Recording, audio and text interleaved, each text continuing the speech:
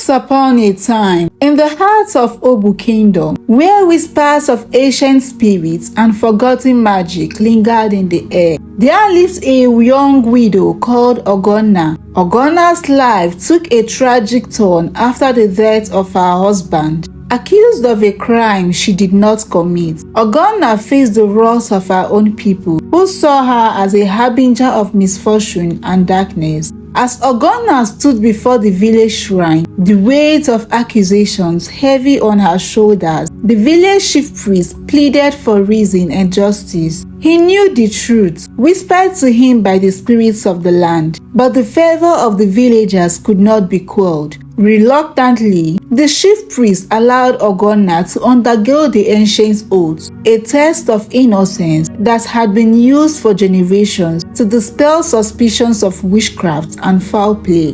Days passed after Ogonna swore the oath, and nothing untoward happened. Her husband was laid to rest, and life in Obu Kingdom resumed its usual readings. Yet, beneath the surface, a veil of unease hung over Ogonna and her family. In the wake of Ogonna's husband's burial, tragedy continued to cast its shadow over Obu Kingdom, leaving a trail of sorrow and suspicion in its wake. Okonkwo, Ogonna's steadfast brother who had stood by her throughout the accusations and trials, fell victim to a mysterious illness that struck him with sudden inexplicable ferocity.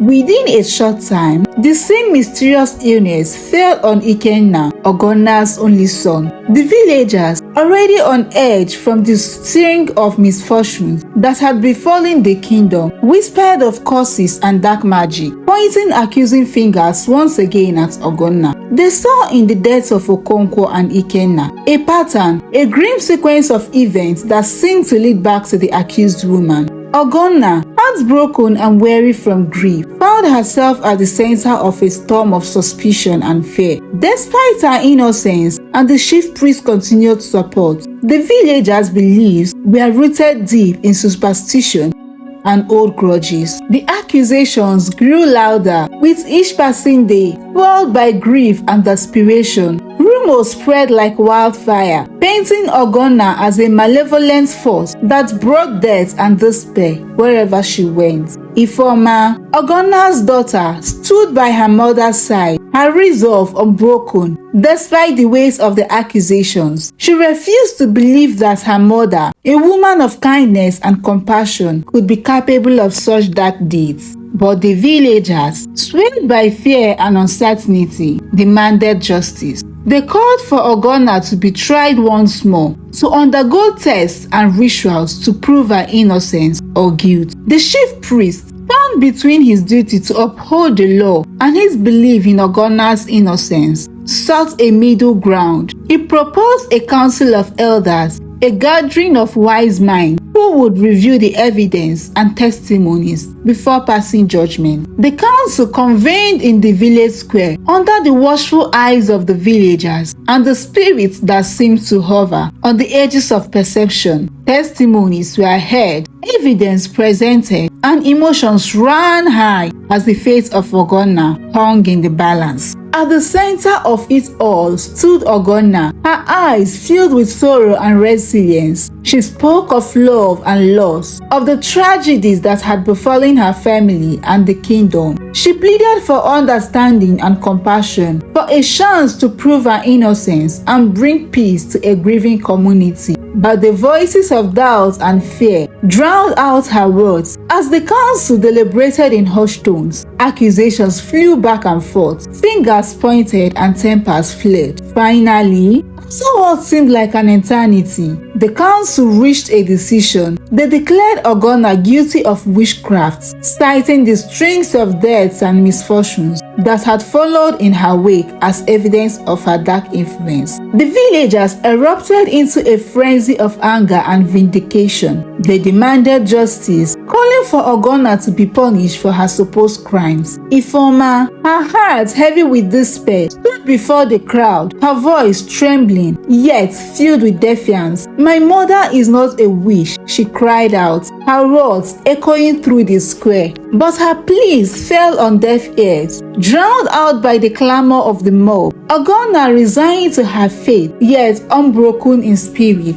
accepted the judgment with a sense of sorrow and resignation. And so, as the sun set on Obu Kingdom, Ogonna was led away, her hands bound to face the punishment deemed fitting by the villagers who had once been her neighbor and friends. The flames of the bonfire roared to life, casting all shadows on the faces of the villagers gathered around. The air was thick with tension and anticipation as Ogonna was tied to the stake, her eyes meeting Ifeoma's own one last time, filled with love and forgiveness. The villagers, consumed by their beliefs and fears, lit the pyre, watching as the flames consumed Ogonna and the last remnants of hope and compassion in their hearts. As the fire crackled and danced, casting sparks into the night sky, Ifeoma stood alone amidst the crowd, tears streaming down her cheeks. She knew in her heart that her mother was innocent, that the tragedies that had befallen the kingdom were not the work of dark magic, but of human folly and ignorance. But the truth, like so many things in life, remained obscured by the smoke and flames of prejudice and fear. And as the embers died down and the villagers despaired, Ifeoma vowed to uncover the truth, to seek justice for her mother and the legacy of love and sacrifice she left behind. Ifeoma, cast out from her village and haunted by the weight of loss and betrayal, found herself in a faraway village, a place where the whispers of the past seemed to echo in the winds. The strange occurrences that had plagued her life followed her, like shadows that refused to be dispelled. In this new village, Ifeoma felt the eyes of suspicion upon her, whispered rumors of her supposed lineage as the daughter of a witch spreading like wildfire. The villagers, though initially welcoming, soon grew wary of the strange event that seemed to happen in Ifeoma's wake. One fateful night,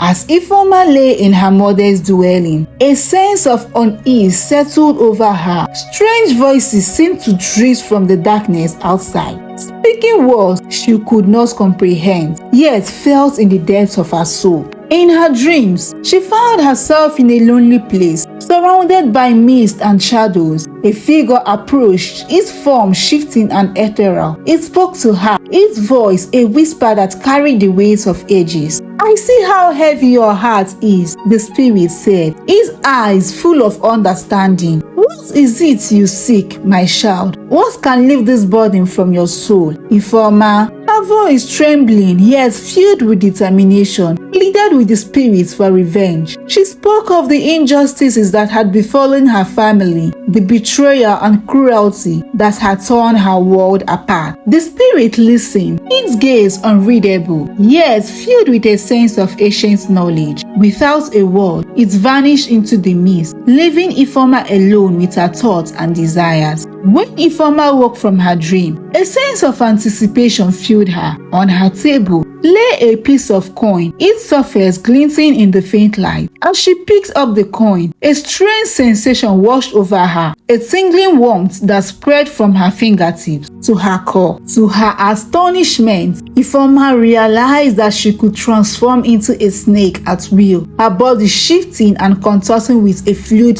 grace. Fear and awe rolled within her as she experimented with this newfound ability, marveling at the power that now resided within her. But with power came responsibility, and Ifeoma knew that the time for revenge and justice is here. As Ifeoma returned to Obu Kingdom, her heart hardened by grief and vengeance, she embarked on a path of retribution that sent shockwaves through the village. With her newfound ability to transform into a deadly snake at will, she sought out those who had played a role in her mother's unjust death. The first to fall victim to Ifeoma's wrath was the village elder who had presided over Ogonna's trial. His words of condemnation still fresh in Ifeoma's memory. She struck swiftly and silently, and the snake form weaving through the darkness with lethal precision. The next target was the villager who had led their accusations against Ogonna, spreading lies and sowing discord. Ifeoma's vengeance knew no bounds as she hunted down those who were responsible for her mother's death.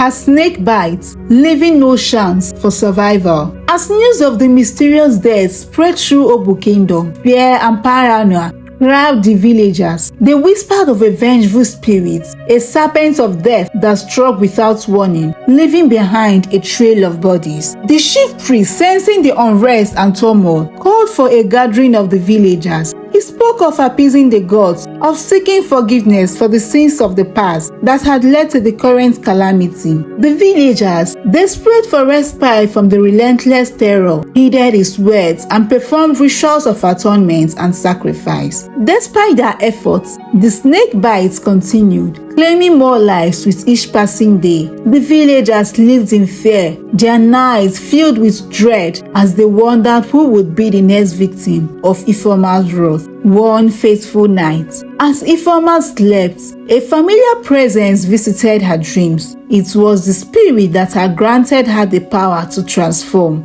its form shimmering in the ethereal realm. "I see that your heart is heavy no more," the spirit spoke. "You have wrought dangers upon those who wronged your mother. What is it that you seek now, my child?" Ifeoma, her eyes filled with a mix of relief and exhaustion, spoke of her desire to end the cycle of death and revenge. She had tasted the bitter fruit of vengeance, and it had left her hollow and weary. The spirit listened, its gaze unreadable, yet filled with a sense of understanding. Without a word, it reached out a hand, and a wave of warmth washed over Ifeoma. When Ifeoma awoke from her dream, she felt different, lighter somehow. She realized that the spirit had granted her request, releasing her from the burden of vengeance that had consumed her. With a newfound sense of peace, Ifeoma bid farewell to Obu Kingdom. Her heart no longer weighed down by grief and anger. She journeyed to a distant kingdom, seeking solace and a chance at a new beginning. Months passed, and Ifeoma found herself immersed in a new life. She met a kind and gentle man called Emeka, a fellow traveler on the road of life. Their connection was instant and undeniable, and before long, they fell deeply in love. Ifeoma and her husband built a life together filled with love, laughter, and shared dreams. They walked side by side, their bond growing stronger with each passing day. As they stood beneath the canopy of stars one night, Ifeoma felt a sense of gratitude and contentment wash over her. She looked into Ogonna's eyes, seeing in them the reflections of a future filled with hope and promise. And so, Ifeoma and Emeka lived happily ever after. Their love, a testament to the power of forgiveness, redemption, and the enduring strength of the human spirit. They journeyed through life together, facing challenges and celebrating triumphs, knowing that their love will guide them through it all.